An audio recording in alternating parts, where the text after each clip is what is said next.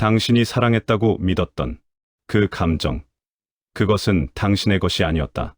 놀라운가? 하지만 이것은 어떤 냉소주의자의 독설이 아니다. 200년 전, 한 철학자가 인간의 본성을 해부하며 내린 냉정한 결론이다. 사랑은 자연히 개인에게 치는 사기극이라고. 당신이 운명이라 믿었던 그 만남, 영원할 것 같았던 그 떨림, 그 사람 없이는 살 수 없을 것 같았던 그 절박함, 그 모든 것이 종족을 보존하기 위해 자연히 당신의 눈에 씌운 콩깍지였다고. 지금 당신 옆에 누군가 누워 있는가?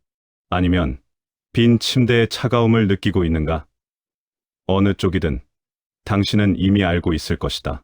처음에 그 감정이 어디로 갔는지, 영원할 것 같았던 그 열정이 왜 사라졌는지. 오늘 우리는 사랑이라는 가장 아름다운 환상을 가장 잔인한 진실로 마주해 볼 것이다. 불편한가? 그렇다면 제대로 가고 있는 것이다. 진실은 원래 불편한 법이니까. 당신은 지금 누군가를 사랑하고 있는가? 아니면 사랑했던 적이 있는가? 그렇다면 한 가지 질문을 던지고 싶다. 그 감정은 정말로 당신의 것이었는가? 이상하게 들릴 수 있다. 내가 느끼는 감정이 내 것이 아니라니. 하지만 잠시 생각해보라. 당신이 어떤 사람에게 끌린다고 느낄 때 그것을 당신이 선택했는가? 마음속으로 좋아, 이 사람을 좋아하기로 결정했어 라고 말하고 나서 심장이 뛰기 시작했는가? 아니면 심장이 먼저 뛰고 당신은 그저 그 사실을 뒤늦게 알아차렸을 뿐인가? 19세기 독일의 한 철학자는 이렇게 말했다. 사랑에 빠진 사람은 자신이 자유롭게 선택했다고 믿지만 실제로는 자연이 짜놓은 각본을 따라가고 있을 뿐이라고. 개인의 행복 따위는 안중에도 없이 오직 다음 세대를 만들어내기 위해 작동하는 거대한 생물학적 메커니즘의 꼭두각시일 뿐이라고. 그의 이름은 아르투어 슈펜하우어. 평생 결혼하지 않고 인간의 본성을 냉정하게 해부했던 사람이다. 그의 말은 듣는 순간 불쾌하다. 누가 자신의 사랑이 본능의 속임수라는 말을 듣고 싶겠는가? 누가 자신이 평생 가슴 깊이 간직했던 그 감정이 단지 유전자를 퍼뜨리기 위한 생물학적 전략이었다는 말을 받아들이고 싶겠는가? 우리는 사랑이 숭고하고 아름다운 것이기를 원한다. 사랑이 우리를 더 나은 사람으로 만들고 삶의 의미를 부여하고 영혼을 고양시키는 것이기를 원한다. 하지만 현실은 어떠한가? 통계를 보면 결혼한 부부의 절반 가까이가 이혼한다.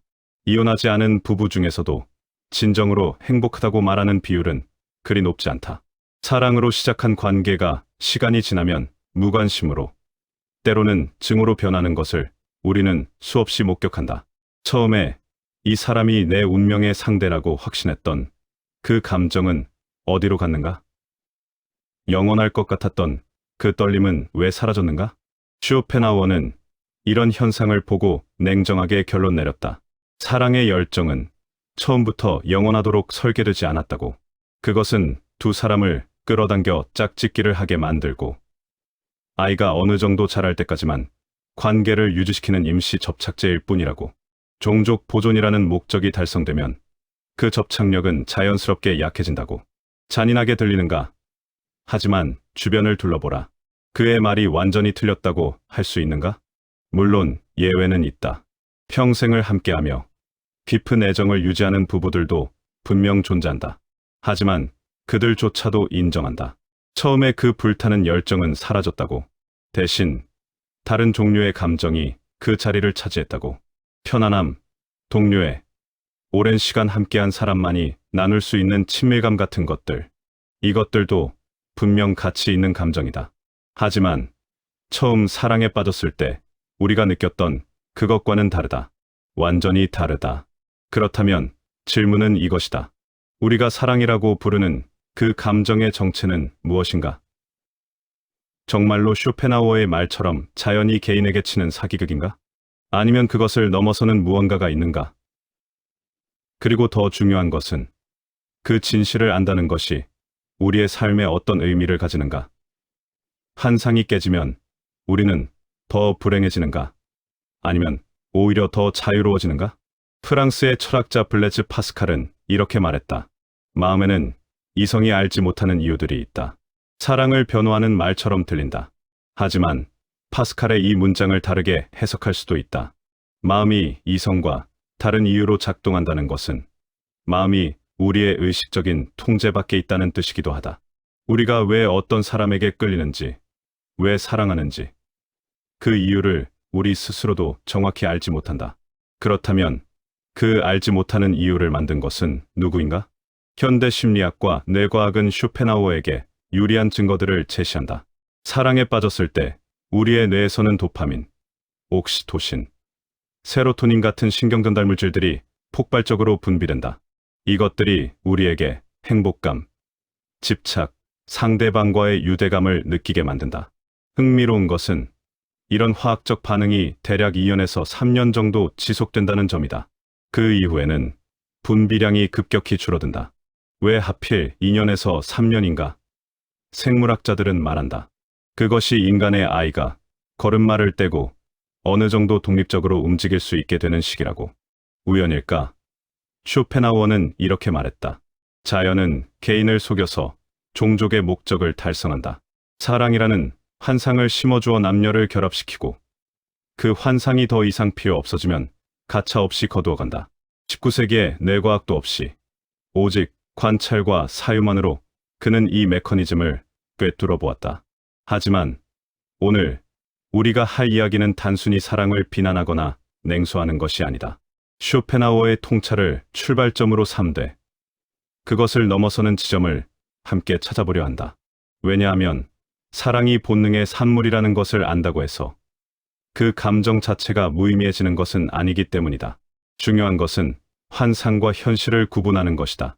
사랑에 대해 과도한 기대를 품고 그것이 충족되지 않아 고통받는 것과 사랑의 본질을 이해하고 그 안에서 가능한 것을 찾아가는 것은 완전히 다른 삶의 태도다.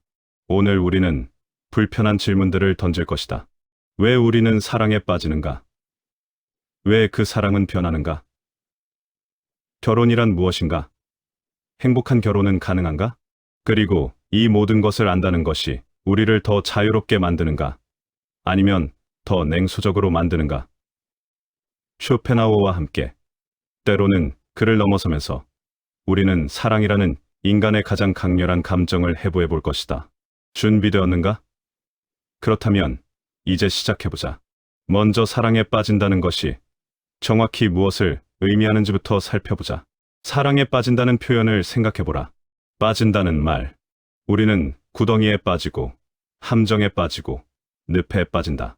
그리고 사랑에 빠진다. 이 표현 자체가 이미 무언가를 암시하고 있다. 사랑은 우리가 의도적으로 들어가는 것이 아니라 빠지는 것이다. 통제할 수 없이, 예고 없이, 갑자기, 첫눈에 반한다는 말이 있다. 이것만큼 사랑의 비이성적 본질을 잘 보여주는 표현도 없다. 생각해보라. 첫눈에 반한다는 것은 상대방에 대해 아무것도 모르는 상태에서 강렬하게 끌린다는 뜻이다. 그 사람이 어떤 성격인지, 어떤 가치관을 가졌는지, 어떤 삶을 살아왔는지, 심지어 그 사람의 목소리가 어떤지도 모른다. 단지 외모만 본 것이다. 아니, 외모조차도 제대로 본 것이 아니다. 몇 초 동안의 인상일 뿐이다. 그런데 그 몇 초 만에 심장이 빨라진다. 얼굴이 뜨거워진다. 시선을 떼지 못한다. 그 사람이 시야에서 사라진 후에도 그 이미지가 머릿속에 계속 맴돈다. 이것을 우리는 뭐라고 부르는가? 운명적인 만남이라고 부른다. 우주가 보내준 신호라고 부른다. 영혼의 교감이라고 부른다. 하지만 정말 그런가? 쇼펜하우어는 이것을 전혀 다르게 본다. 그에게 첫눈에 반한다는 것은 이성이 완전히 배제된 순간의 생물학적 반응일 뿐이다. 뇌가 판단하는 것이 아니라 몸이 먼저 반응하는 것이다. 그리고 그 몸의 반응은 개인의 행복과는 아무 상관이 없다. 오직 한 가지만을 목표로 한다. 번식이다. 건강한 자손을 만들어낼 가능성이 높은 상대를 본능적으로 탐지하는 것이다. 불쾌하게 들리는가? 하지만 잠시 이 관점을 따라가 보자. 우리가 누군가에게 끌릴 때 그 끌림의 기준을 자세히 들여다보면 거기에는 놀라울 정도로 보편적인 패턴이 있다. 물론 사람마다 취향이 다르다고 말한다.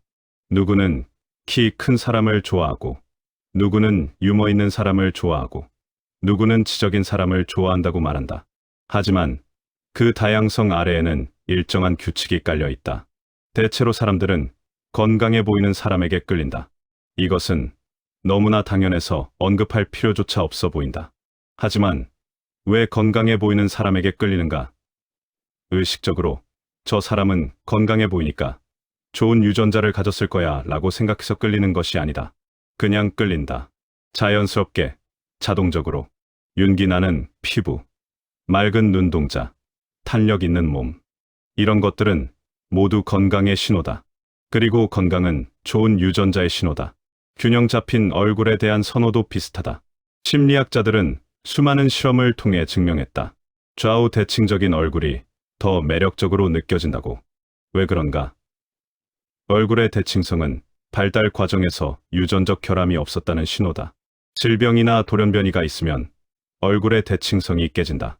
그래서 우리의 뇌는 대칭적인 얼굴을 보면 저 사람은 좋은 유전자를 가졌구나 라고 무의식적으로 판단한다. 남성이 여성의 허리 엉덩이 비율에 끌리는 것도 마찬가지다. 진화심리학자들은 0.7의 비율이 가장 매력적으로 느껴진다고 말한다. 왜냐하면 이 비율이 가장 건강하고 가입 능력이 높다는 신호이기 때문이다. 여성이 남성의 어깨 대 허리 비율에 끌리는 것도 비슷한 이유다. 넓은 어깨와 좁은 허리는 테스토스테론이 높고 건강하다는 신호다. 이 모든 것을 우리는 계산해서 결정하는가? 아니다. 그냥 끌린다. 이 사람 좋은데 라고 느낀다. 왜 좋은지는 모르겠지만 뭔가 끌려라고 말한다. 바로 거기에 함정이 있다. 우리는 그 끌림이 우리의 독특한 취향이라고 생각한다. 나만의 특별한 선택이라고 생각한다. 하지만 실제로는 수백만 년의 진화가 우리의 뇌에 새겨놓은 프로그램을 따르고 있을 뿐이다. 2005년 스위스의 신경과학자 안드레아스 바르텔스와 세미르 제키는 획기적인 실험을 했다. 사랑에 빠진 사람들의 뇌를 fMRI로 스캔한 것이다. 연인의 사진을 보여주었을 때와 친구의 사진을 보여주었을 때 뇌의 활동을 비교했다. 결과는 놀라웠다. 연인의 사진을 볼 때 뇌의 특정 영역들이 불타올랐다. 도파민이 분비되는 영역, 옥시토신이 작용하는 영역, 보상 회로가 활성화되는 영역. 흥미로운 것은 이 영역들이 다른 어떤 활동을 할 때 활성화되는지다. 코카인을 복용했을 때와 거의 비슷한 패턴을 보인다. 사랑에 빠진 사람의 뇌는 마약 중독자의 뇌와 유사하다. 그래서 사랑에 빠지면 집착하게 되는 것이다. 상대방 없이는 못 견디겠다는 느낌. 하루 종일 그 사람 생각만 하게 되는 것. 문자 메시지를 확인하기 위해 몇 분마다 휴대폰을 들여다보는 것. 이것은 의지가 약해서가 아니다. 뇌의 화학적 변화 때문이다. 도파민은 쾌락과 보상의 신경전달 물질이다. 연인을 만나면 도파민이 폭발적으로 분비된다. 그래서 행복하다. 하지만 도파민의 특성은 내성이 생긴다는 것이다. 마약 중독자가 점점 더 많은 양의 마약을 필요로 하는 것처럼 사랑도 시간이 지나면 같은 자극으로는 예전만큼의 쾌락을 느끼지 못한다. 그래서 처음의 떨림이 사라지는 것이다. 이것은 사랑이 식었다는 뜻이 아니다. 단지 뇌가 적응했을 뿐이다. 옥시토신은 애착의 호르몬이라고 불린다. 엄마가 아기를 안았을 때, 연인이 포옹했을 때 분비된다. 이것이 유대감을 만든다. 그 사람과 떨어지면 불안하고 함께 있으면 안정감을 느끼게 만든다. 하지만 옥시토신도 영원히 분비되지 않는다. 시간이 지나면 줄어든다. 그래서 예전만큼 상대방과 붙어 있고 싶지 않게 되는 것이다. 쇼펜하우어는 이런 뇌과학을 몰랐다. 하지만 그는 관찰만으로 이 메커니즘을 꿰뚫어 보았다. 그는 이렇게 썼다. 자연은 종족의 이익을 위해 개인을 도구로 사용한다. 개인에게 사랑이라는 환상을 심어주고 그 환상 때문에 개인은 기꺼이 종족의 목적을 위해 봉사한다. 자신이 도구로 쓰이고 있다는 사실도 모른 채. 여기서 잠시 고대 그리스로 돌아가 보자. 플라톤은 향연에서 사랑에 대한 전혀 다른 그림을 그렸다. 그에게 사랑은 불완전한 존재가 완전함을 향해 나아가는 과정이다. 우리는 원래 하나의 완전한 존재였는데 신들이 우리를 둘러 쪼갰다. 그래서 우리는 평생 잃어버린 반쪽을 찾아 헤맨다. 사랑은 그 반쪽을 만났을 때의 기쁨이다. 아름다운 이야기다. 낭만적이다. 하지만 쇼펜하우어는 이것을 신화라고 일축한다. 플라톤의 사랑 이론은 개인의 관점에서 본 사랑이다. 사랑하는 사람의 주관적 경험을 묘사한 것이다. 그래서 사랑이 숭고하고 아름답게 보인다. 하지만 쇼펜하우어는 한 발 물러서서 객관적으로 본다. 사랑이라는 현상을 생물학적, 종족적 차원에서 분석한다. 그러면 전혀 다른 그림이 나온다. 플라톤에게 사랑은 영혼의 고향이다. 쇼펜하우어에게 사랑은 신체의 본능이다. 플라톤에게 사랑은 완전함을 향한 열망이다. 쇼펜하우어에게 사랑은 번식을 위한 전략이다. 플라톤에게 사랑은 개인을 초월로 이끈다. 쇼펜하우어에게 사랑은 개인을 종족의 도구로 전락시킨다. 누가 옳은가? 둘 다 맞을 수 있다. 아니, 둘 다 부분적으로만 맞을 수 있다. 플라톤은 사랑의 주관적 경험을 포착했다. 사랑하는 사람이 실제로 느끼는 것을 묘사했다. 그것은 진짜다. 부정할 수 없다. 하지만 쇼펜하우어는 그 감정의 근원을 파헤쳤다. 왜 우리가 그렇게 느끼는지, 그 느낌이 어디서 오는지를 밝혔다. 문제는 우리가 플라톤의 신화를 너무 믿는다는 것이다. 우리는 정말로 운명의 반쪽이 어딘가에 있다고 믿는다. 나를 완전하게 만들어줄 그 한 사람이 존재한다고 믿는다. 그래서 그 사람을 찾아 헤맨다. 데이트 앱을 스와이프하고 소개팅을 나가고 새로운 만남에 기대를 건다. 그리고 누군가를 만나면 생각한다. 이 사람이 바로 그 사람일까? 처음 몇 번의 만남에서 좋은 느낌이 들면 확신하기 시작한다. 맞아. 이 사람이야. 내가 평생 찾던 사람이야. 대화가 잘 통하면 우리 영혼이 통해라고 말한다. 취미가 비슷하면 운명적인 만남이라고 말한다. 상대방의 작은 배려에도 이 사람은 다른 애라고 생각한다. 하지만 이것은 착각이다. 쇼펜하우어가 말하는 콩깍지다. 우리는 상대방을 있는 그대로 보는 것이 아니라 보고 싶은 대로 본다. 상대방의 장점은 확대되고 단점은 축소되거나 아예 보이지 않는다. 때로는 단점마저도 매력적으로 보인다. 좀 급한 성격이긴 한데 그게 또 솔직해서 좋아. 말이 좀 없긴 한데 그게 또 차분해서 좋아. 이것은 우리가 거짓말을 하는 것이 아니다. 우리는 진짜로 그렇게 느낀다. 진짜로 상대방이 완벽해 보인다. 왜 그런가? 도파민 때문이다. 도파민이 우리의 지각을 왜곡시킨다. 뇌의 보상 회로가 활성화되면 우리는 상대방에 대한 긍정적인 정보만 받아들이고 부정적인 정보는 무시한다. 심리학자들은 이것을 확증 편향이라고 부른다. 더 나아가 우리는 상대방에 대해 알지도 못하는 것들을 마음대로 채워 넣는다. 몇 번 만나지도 않았는데 그 사람이 어떤 사람인지 안다고 착각한다. 그 사람의 가치관, 성격, 습관에 대해 추측하고 그 추측을 사실로 받아들인다.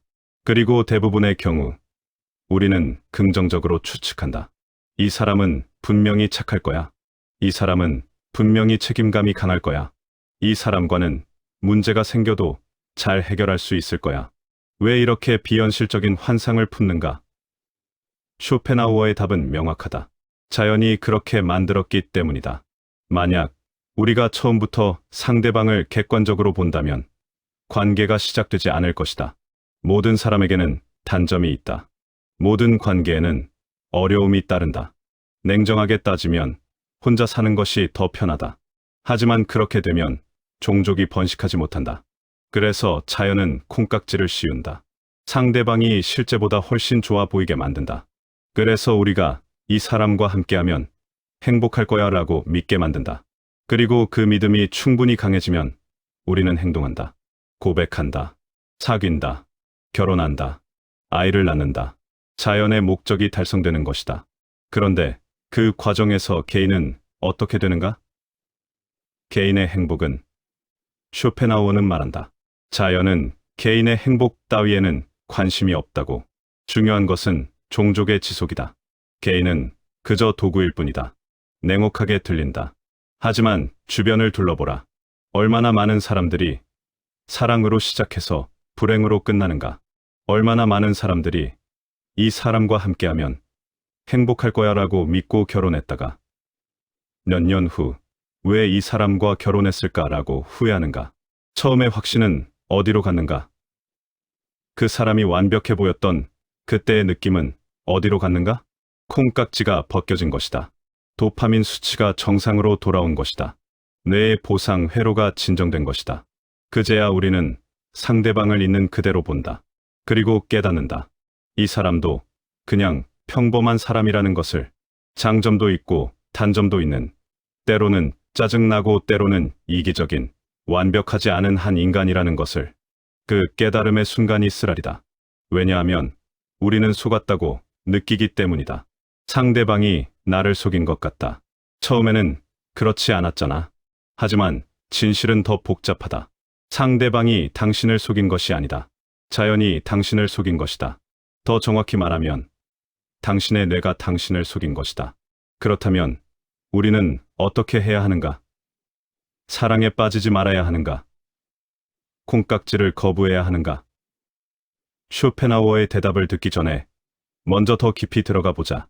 이 메커니즘이 정확히 어떻게 작동하는지, 그리고 이것이 우리의 삶에 어떤 의미를 가지는지 살펴보자.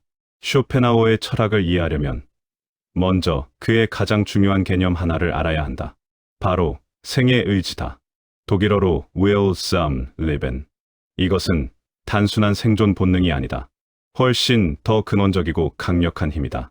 쇼펜하우어에게 생의 의지는 우주를 관통하는 맹목적인 힘이다.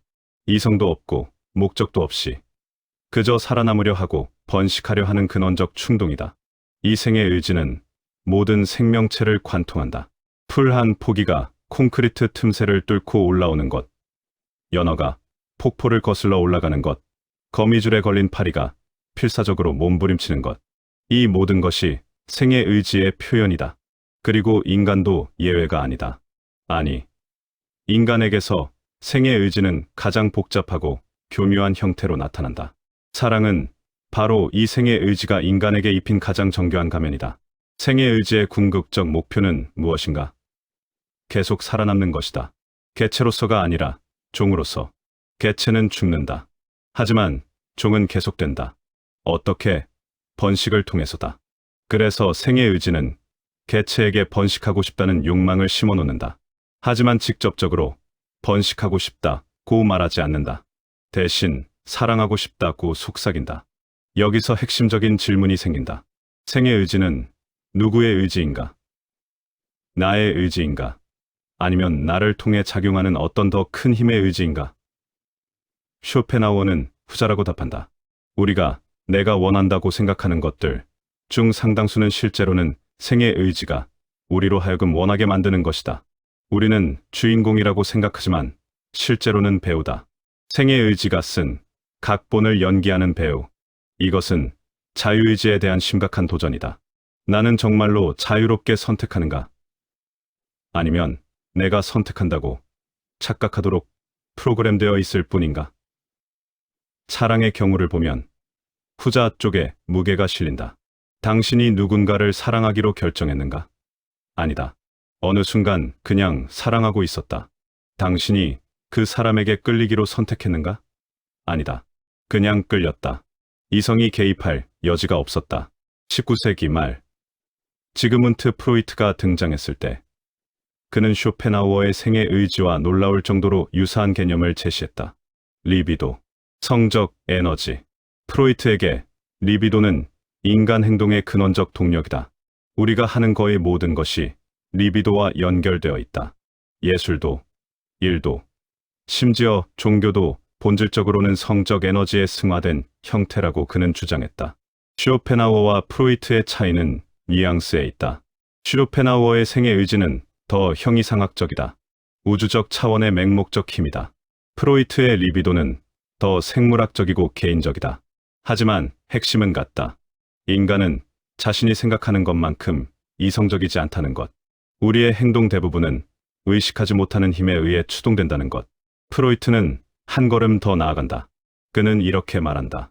사랑에 빠진 사람과 정신병 환자의 차이는 정도의 문제일 뿐이다. 충격적인 말이다. 하지만 생각해보면 일리가 있다. 사랑에 빠진 사람의 행동을 보라. 현실 검증 능력이 떨어진다. 상대방을 과대평가한다. 집착한다. 상대방 없이는 못 산다고 생각한다. 이것들은 모두 정신병의 증상과 유사하다.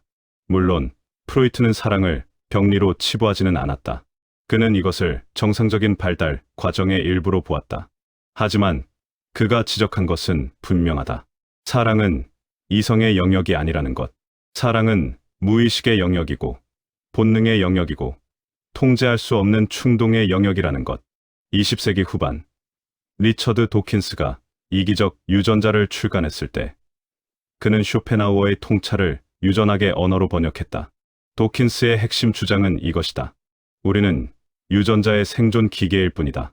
유전자가 주인이고 우리는 유전자를 다음 세대로 전달하기 위한 운반체다. 이 관점에서 보면 사랑은 유전자가 자신을 복제하기 위해 고안한 전략이다. 유전자는 생각하지 못한다. 의도도 없다. 하지만 자연 선택이라는 과정을 통해 대체로 하여금 번식하게 만드는 유전자들이 살아남았다. 그 유전자들이 우리에게 심어놓은 것이 사랑의 감정이다. 여기서 흥미로운 역설이 생긴다. 사랑은 우리에게 가장 개인적이고 주관적인 경험처럼 느껴진다. 나만이 느끼는 이 특별한 감정처럼 느껴진다. 하지만 실제로는 가장 비개인적이고 보편적인 메커니즘이다. 수십억 명의 사람들이 같은 감정을 경험한다. 수백만 년 동안 같은 패턴이 반복되어 왔다. 나의 사랑이 특별하다고 느끼는 것 자체가 메커니즘의 일부다. 그렇다면 개인과 종족 사이의 관계는 어떻게 되는가? 쇼펜하우어는 명확하게 말한다. 종족이 우선이다. 개인의 행복은 부차적이다. 자연은 개인에게 당신이 행복할 거야 라고 속삭이지만 실제로는 종족의 이익만을 생각한다. 개인은 종족의 목적을 위한 도구일 뿐이다. 이것을 받아들이기 어렵다. 우리는 우리 자신이 주인공이라고 믿고 싶어 한다. 우리의 삶이 우리 것이라고 믿고 싶어 한다. 하지만 생물학적 관점에서 보면 개체는 종족이 자신을 영속시키기 위해 만들어낸 일시적인 구조물에 불과하다. 우리는 태어나고 자라고 번식하고 죽는다. 하지만 유전자는 계속된다. 개체는 왔다가 사라지지만 유전자는 영원하다. 이 관점은 우울하다. 하지만 많은 것을 설명해준다. 왜 우리는 자식을 위해 희생하는가? 유전자를 전달하기 위해서다. 왜 젊은이들이 더 매력적으로 보이는가? 가입 능력이 높기 때문이다. 왜 사랑의 열정은 시간이 지나면 식는가? 그 열정의 생물학적 목적이 달성되면 더 이상 필요하지 않기 때문이다. 여기서 사랑의 단계를 좀 더 자세히 들여다보자. 심리학자들과 신경과학자들은 사랑을 대략 세 단계로 나눈다. 첫 번째는 욕망의 단계다. 성적 끌림이 지배하는 단계다. 테스토스테론과 에스트로겐이 주도한다. 이 단계에서는 상대방에 대한 강렬한 육체적 끌림을 느낀다. 두 번째는 끌림 혹은 열정의 단계다. 바로 우리가 사랑에 빠졌다고 말하는 그 단계다. 도파민, 노르에피네프린, 세로토닌이 작동한다. 도파민은 쾌락과 보상을 준다. 노르에피네프린은 심장을 빠르게 뛰게 하고 손바닥에 땀이 나게 하고 밤에 잠을 못 이루게 만든다. 세로토닌 수치는 떨어지는데 이것이 집착을 만든다. 강박장애 환자의 뇌에서도 세로토닌 수치가 낮다. 그래서 사랑에 빠진 사람은 강박적으로 상대방을 생각하게 된다. 이 열정의 단계가 얼마나 지속되는가? 연구 결과들은 놀라울 정도로 일치한다. 평균 12개월에서 18개월, 길어야 2년에서 3년. 왜 하필 이 정도 시간인가? 인류학자 헬렌 피셔는 흥미로운 통찰을 제시한다. 인간의 아이가 걸음마를 떼는 때 걸리는 시간이 대략 그 정도라는 것이다. 생각해보라. 수렵 채집 사회에서 아기는 완전히 무력하다. 엄마 혼자서는 아기를 키우기 어렵다. 아빠의 도움이 필요하다. 최소한 아기가 걸을 수 있을 때까지는. 그래서 자연은 부모 사이의 열정이 최소 2년에서 3년은 지속되도록 설계했다. 그 시간이면 아기가 어느 정도 독립적으로 움직일 수 있게 된다. 그 이후에는 열정이 식어도 상관없다. 생물학적 목적은 달성되었으니까. 물론 이것은 평균이다. 어떤 사람들은 더 오래 열정을 유지한다. 어떤 사람들은 더 빨리 식는다. 하지만 패턴은 분명하다. 처음에 불타는 열정은 영원히 지속되지 않는다. 화학적으로 불가능하다. 뇌가 그렇게 오래 도파민을 폭발적으로 분비할 수 없다. 그렇게 되면 탈진해버린다. 그래서 세 번째 단계가 온다. 애착의 단계다. 옥시토신과 바소프레신이 주도한다. 옥시토신은 포옹할 때, 성관계 후에, 아기에게 젖을 먹일 때 분비된다. 이것이 유대감을 만든다. 안정감을 만든다. 상대방과 떨어지면 불안하고 함께 있으면 편안한 느낌을 만든다. 이 애착의 단계는 열정의 단계와 전혀 다르다. 심장이 빠르게 뛰지 않는다. 밤새 잠 못 이루지 않는다. 상대방 생각에 집착하지 않는다. 대신 편안함이 있다. 익숙함이 있다. 신뢰가 있다. 이것을 어떻게 봐야 하는가? 사랑이 깊어진 것인가? 아니면 사랑이 식은 것인가? 대부분의 사람들은 후자로 느낀다. 예전 같지 않아 라고 말한다. 처음에 그 떨림이 없어 라고 말한다. 그리고 실망한다. 뭔가 잘못되었다고 생각한다. 상대방이 변했다고 생각한다.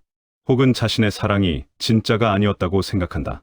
하지만 쇼펜하우어의 관점에서 보면 이것은 잘못된 것이 아니라 자연스러운 것이다. 처음의 열정은 애초에 영원하도록 설계되지 않았다. 그것은 두 사람을 끌어당기고 관계를 시작하게 만들고 아이를 낳게 만들기 위한 임시 장치였다. 그 목적이 달성되면 그 장치는 작동을 멈춘다. 그리고 다른 메커니즘으로 교체된다. 애착이라는 메커니즘으로. 애착도 나름의 생물학적 기능이 있다. 아이를 함께 키우기 위해서는 부모가 헤어지지 않고 계속 협력해야 한다. 열정은 없어도 유대감은 필요하다. 그래서 자연은 열정이 사라진 자리에 애착을 심어놓는다. 덜 자극적이지만 더 안정적인 감정을. 문제는 우리가 이 변화를 이해하지 못한다는 것이다. 우리는 열정이 영원할 거라고 기대했다. 아니, 적어도 오래 지속될 거라고 기대했다. 그래서 열정이 식으면 당황한다. 뭔가 잘못되었다고 느낀다. 그리고 세 가지 중 하나를 선택한다. 첫째, 상대방을 바꾸려고 노력한다. 예전처럼 돌아가자고 말한다. 데이트도 더 자주 하고, 서프라이즈도 준비하고, 노력한다. 때로는 효과가 있다. 도파민이 잠깐 올라갈 수 있다. 하지만 오래가지 않는다. 화학이 바뀌었기 때문이다. 둘째, 관계를 끝낸다. 사랑이 식었어라고 말하며 헤어진다. 그리고 다른 사람을 찾는다. 새로운 사람과 다시 열정의 단계를 경험한다. 심장이 다시 빠르게 뛴다. 다시 밤새 잠 못 이룬다. 이번에는 진짜야 라고 생각한다. 하지만 2년, 3년이 지나면 똑같은 일이 반복된다. 셋째, 받아들인다. 열정이 식은 것을 인정하고 애착이라는 다른 형태의 사랑을 받아들인다. 이것이 가장 성숙한 선택이다. 하지만 가장 어려운 선택이기도 하다. 왜냐하면 우리 문화가, 우리가 보는 영화와 드라마가, 우리가 듣는 노래들이 모두 열정적 사랑을 찬양하기 때문이다. 할리우드는 열정의 단계만 보여준다. 두 사람이 만나고 사랑에 빠지고 어려움을 극복하고 결혼한다. 영화는 거기서 끝난다. 그들은 행복하게 살았습니다라는 자막과 함께. 하지만 진짜 이야기는 그 이후에 시작된다. 열정이 식고 애착으로 바뀌고 현실의 어려움들이 나타나는 그 이후. 쇼펜하우어는 이 모든 것을 200년 전에 꿰뚫어 보았다. 그는 이렇게 썼다. 자연은 종족의 목적을 달성하기 위해 개인에게 거짓말을 한다. 이 사람과 함께하면 영원히 행복할 거야 라고 속삭인다. 하지만 자연이 원하는 것은 개인의 행복이 아니다. 건강한 자손을 만드는 것뿐이다. 그 목적이 달성되면 자연은 개인을 버린다. 잔인한 말이다. 하지만 데이터는 이 말을 뒷받침한다. 이혼율을 보라. 결혼 4년 차에 정점을 찍는다. 왜 하필 4년 차인가? 대부분의 경우 그때쯤이면 아이가 하나 정도 있고 그 아이가 유아기를 지나고 있다. 생물학적 목적이 달성된 시점이다. 물론 모든 결혼이 이혼으로 끝나는 것은 아니다. 많은 부부들이 계속 함께 산다. 하지만 얼마나 많은 부부들이 진정으로 행복한가? 통계는 냉혹하다. 결혼 만족도는 시간이 지나면서 하락한다. 특히 아이가 태어난 후 급격히 떨어진다. 아이들이 독립한 후 다시 올라가지만 처음 수준으로는 돌아가지 않는다. 이 모든 것이 쇼펜하우어의 이론과 일치한다. 사랑은 개인의 행복을 위한 것이 아니다. 종족의 번식을 위한 것이다. 그 목적을 달성하기 위해 자연은 개인을 속인다. 열정이라는 미끼로 개인을 끌어들이고 목적이 달성되면 그 미끼를 거두어간다. 그렇다면 우리는 어떻게 해야 하는가? 이 메커니즘을 안다고 해서 달라지는 것이 있는가? 쇼펜하우어는 결혼에 대해 이렇게 말했다. 결혼이란 자신의 권리를 반으로 줄이고 의무를 2배로 늘리는 것을 의미한다. 냉소적으로 들린다. 하지만 결혼 생활을 해본 사람이라면 이 말이 과장만은 아니라는 것을 안다. 결혼 전에는 모든 결정을 혼자 내릴 수 있었다. 어디서 살지, 주말에 무엇을 할지, 돈을 어디에 쓸지, 친구를 언제 만날지, 이 모든 것이 오로지 나의 선택이었다. 누구에게 물어볼 필요도 없었고, 누구의 동의를 구할 필요도 없었다. 그냥 하고 싶은 대로 했다. 그것이 자유였다. 하지만 결혼 후에는 모든 것이 협의의 대상이 된다. 오늘 저녁 뭐 먹을까? 라는 간단한 질문조차도 혼자 결정할 수 없다. 이번 주말에 친구 만나도 될까? 라고 물어야 한다. 큰 돈을 쓸 때는 상대방과 상의해야 한다. 이사를 가려면 둘 다 동의해야 한다. 나의 선택이 항상 상대방에게 영향을 미친다. 그리고 상대방의 선택이 나에게 영향을 미친다. 처음에는 이것이 배려처럼 느껴진다. 사랑하니까 상대방의 의견을 물어보는 거라고 생각한다. 함께 결정하는 것이 더 의미 있다고 생각한다. 하지만 시간이 지나면 때로는 그냥 내 마음대로 하고 싶은 순간들이 온다. 상대방에게 설명하지 않고 동의를 구하지 않고 그냥 하고 싶은 대로 하고 싶은 순간들. 하지만 그럴 수 없다. 결혼했으니까. 이것이 쇼펜하우어가 말하는 권리가 반으로 줄어든다는 것의 의미다. 물론 이것을 권리의 침해로만 볼 수는 없다. 어떤 사람들은 이것을 배려라고 부른다. 존중이라고 부른다. 파트너십이라고 부른다. 그리고 맞는 말이다. 하지만 동시에 그것은 자유의 제약이기도 하다. 이전에는 당연히 할 수 있었던 것들을 이제는 할 수 없게 된다. 의무는 어떤가? 결혼 전에는 나 자신만 챙기면 되었다. 내 건강, 내 기분, 내 미래. 하지만 결혼 후에는 상대방도 챙겨야 한다. 상대방이 아프면 간호해야 하고, 상대방이 힘들어하면 위로해야 하고, 상대방의 부모님도 신경 써야 한다. 명절에는 양가 집안을 모두 돌아야 한다. 상대방의 친구들과도 어울려야 한다. 아이가 생기면 의무는 기하급수적으로 늘어난다. 밤에 아기가 울면 일어나야 하고, 기저귀를 갈아야 하고, 분유를 먹여야 한다. 유치원에 데려다주고 데려와야 하고, 숙제를 봐줘야 하고, 학부모 모임에 나가야 한다. 주말도 온전히 내 것이 아니다. 아이와 놀아줘야 하고, 아이를 위해 어딘가에 데려가야 한다. 물론 이런 의무들이 전부 고통스러운 것은 아니다. 아이를 키우는 기쁨도 있고, 가족과 함께하는 행복도 있다. 하지만 쇼펜하우어가 지적하는 것은 그것이 아니다. 그가 말하는 것은 이것이다. 결혼은 당신의 삶이 더 이상 온전히 당신의 것이 아니게 만든다는 것. 당신의 시간, 당신의 에너지, 당신의 자유가 다른 사람들을 위해 사용되어야 한다는 것. 그렇다면 질문은 이것이다. 왜 사람들은 결혼을 하는가? 권리는 줄어들고 의무는 늘어나는 것을 알면서도 왜 굳이 그 길을 선택하는 것인가? 쇼펜하우어는 유명한 비유를 남겼다. 결혼이란 눈을 가린 채 자루 속에 손을 집어넣어 수많은 뱀들 사이에서 장어 한 마리를 낚아채려는 도박과 같다. 이 비유가 함축하는 의미는 깊다. 첫째, 결혼은 본질적으로 불확실한 선택이다. 우리는 상대방에 대해 완전히 알 수 없다. 연애 기간 동안 보는 모습은 상대방의 일부에 불과하다. 그것도 대부분 가장 좋은 모습만 보여준다. 사람들은 연애할 때 자신의 최선을 보여주려 노력한다. 단점은 숨기고, 장점은 부각시키고, 상대방이 원하는 모습이 되려고 한다. 그래서 연애 중에 본 모습과 결혼 후에 보는 모습이 다른 경우가 많다. 결혼하기 전에는 항상 다정하던 사람이 결혼 후에는 무뚝뚝해진다. 항상 깔끔하던 사람이 집에서는 엉망이다. 이해심이 많던 사람이 결혼하자마자 잔소리가 많아진다. 왜 변했어? 라고 묻지만 실제로는 변한 것이 아니다. 원래 그런 사람이었는데 연애 중에는 숨기고 있었을 뿐이다. 둘째, 사람은 변한다. 지금 이 순간 좋은 사람이라고 해서 10년 후에도 좋은 사람일 거라는 보장이 없다. 사람은 환경에 따라 변하고 경험에 따라 변하고 나이가 들면서 변한다. 실직을 하면 성격이 변할 수 있다. 큰 병을 앓으면 변할 수 있다. 성공하면 교만해질 수 있고 실패하면 비굴해질 수 있다. 결혼할 때 선택한 사람과 10년 후에 함께 사는 사람이 완전히 다른 사람처럼 느껴질 수 있다. 물론 좋은 방향으로 변할 수도 있다.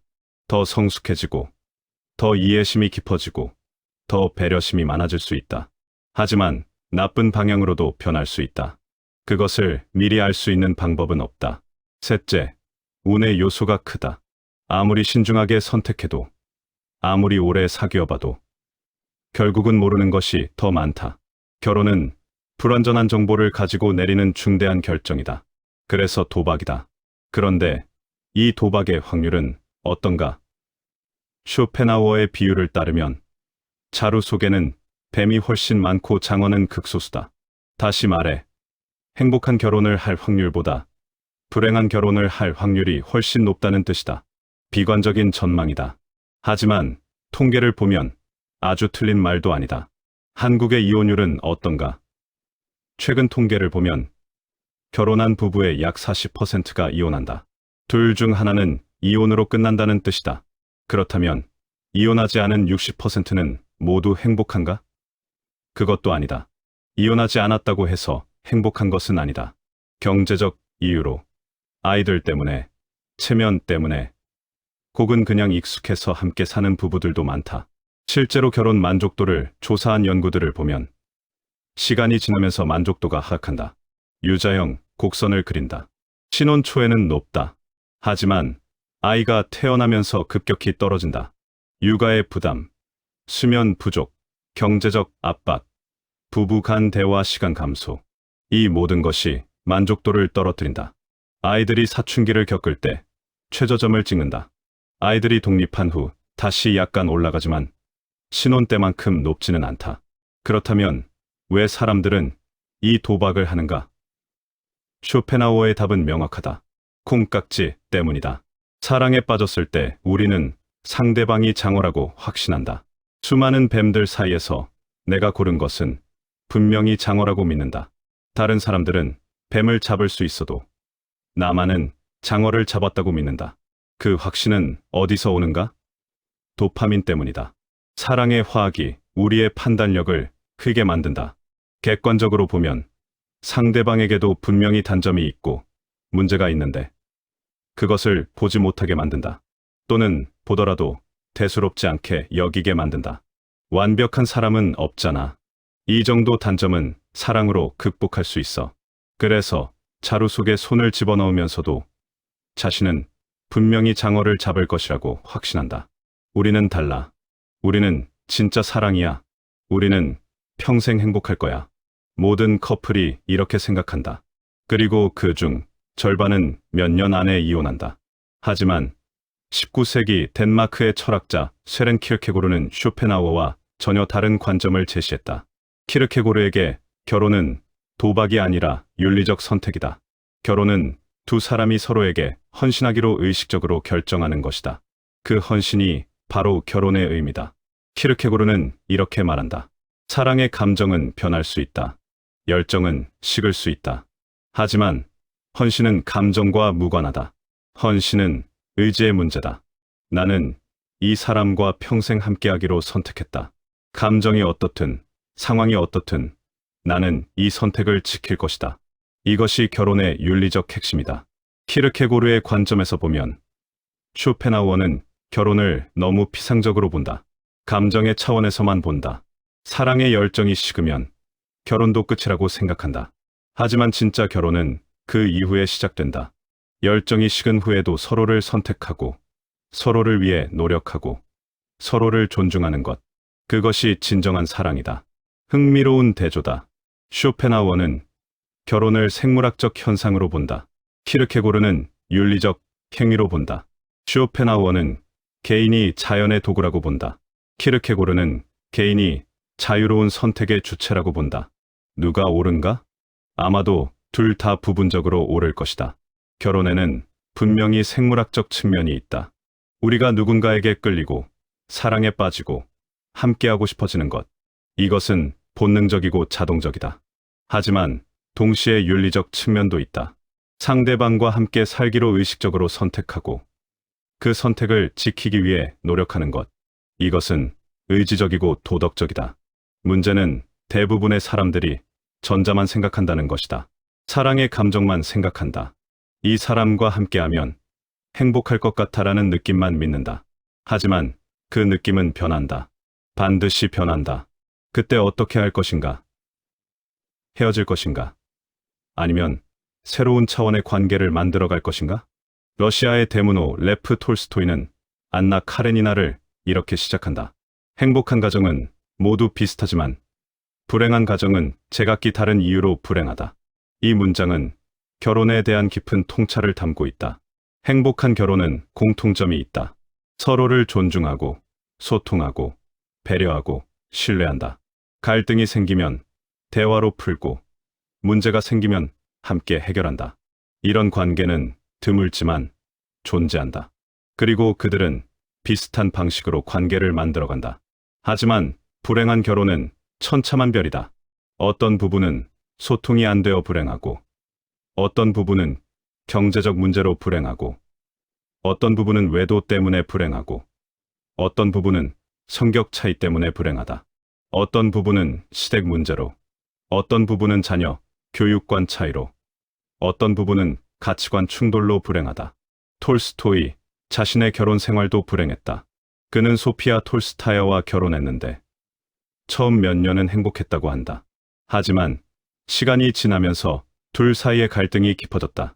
톨스토이는 점점 더 금욕적이고 영적인 삶을 추구했고 소피아는 현실적이고 실용적인 삶을 원했다. 톨스토이는 재산을 모두 가난한 사람들에게 나눠주고 싶어 했고 소피아는 자녀들의 미래를 위해 재산을 지키고 싶어 했다. 말년에 톨스토이는 집을 나갔다. 82세의 나이에 아내를 떠나 기차를 타고 어딘가로 가던 중 작은 역에서 폐렴에 걸려 사망했다. 위대한 작가의 비극적 최후였다. 톨스토이조차도 행복한 결혼 생활을 유지하지 못했다. 그만큼 결혼은 어렵다. 현대의 통계들은 쇼펜하우어의 비관론을 뒷받침하는 것처럼 보인다. 이혼율은 계속 증가하는 추세다. 1970년대에는 이혼이 드물었다. 사회적 낙인이 컸고 여성의 경제적 독립이 어려웠기 때문이다. 하지만 지금은 다르다. 이혼은 더 이상 특별한 일이 아니다. 흥미로운 것은 이혼의 타이밍이다. 결혼 4년 차에 이혼율이 가장 높다. 왜 하필 4년 차인가? 앞서 말한 대로 사랑의 화학이 작동하는 기간이 대략 2년에서 3년이다. 그 기간이 지나고 1년쯤 더 버텨보지만 결국 견디지 못하고 헤어지는 것이 4년 차다. 또 다른 이혼 고비는 결혼 7년 차다. 흔히 7년의 위기라고 부른다. 이때쯤이면 완전히 익숙해진다. 상대방의 모든 것을 안다. 놀라움이 없다. 설렘이 없다. 그저 익숙한 일상의 반복이다. 그리고 생각한다. 내 인생이 이대로 끝나는 건가? 평생 이렇게 살아야 하나? 그러다 누군가 새로운 사람을 만난다. 직장에서, 동창회에서, 온라인에서. 새로운 사람은 신선하다. 대화가 즐겁다. 다시 설렌다. 그리고 비교한다. 집에 있는 배우자와 새로 만난 사람을. 배우자는 모든 단점이 보인다. 7년 동안 쌓인 불만들이 보인다. 하지만 새로운 사람은 장점만 보인다. 아직 단점을 발견할 만큼 오래 알지 못했으니까. 그래서 외도가 일어난다. 혹은 이혼이 일어난다. 그리고 새로운 사람과 새로운 관계를 시작한다. 처음에는 행복하다. 다시 심장이 뛴다. 다시 사랑에 빠진 느낌이다. 이번에는 진짜야. 이 사람이 진짜 내 운명이었어. 하지만 7년이 지나면 똑같은 일이 반복될 가능성이 높다. 왜 이런 패턴이 반복되는가? 쇼펜하우어라면 이렇게 답할 것이다. 문제는 상대방이 아니라 메커니즘이기 때문이다.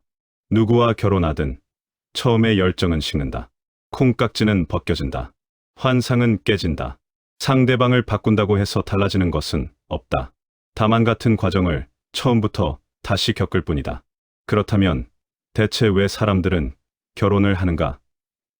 이 모든 것을 알면서도, 혹은 어느 정도 짐작하면서도 왜 굳이 그 도박을 하는 것인가? 첫째, 외로움이다.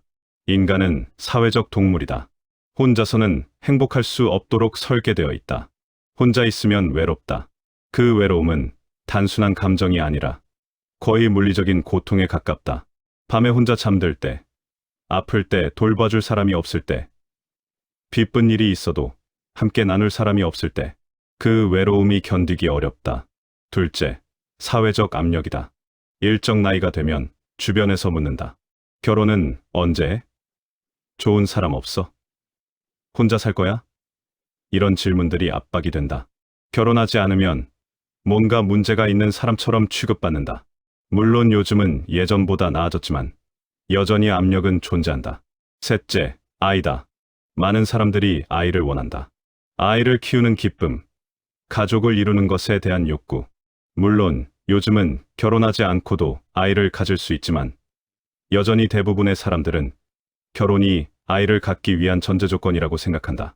넷째, 경제적 이유다. 혼자 사는 것보다 둘이 사는 것이 경제적으로 유리한 측면이 있다.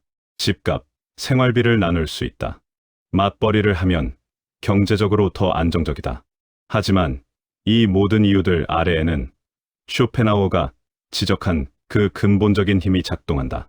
생애의 의지, 종족, 보존 본능, 자연이 우리에게 심어놓은 번식, 욕구.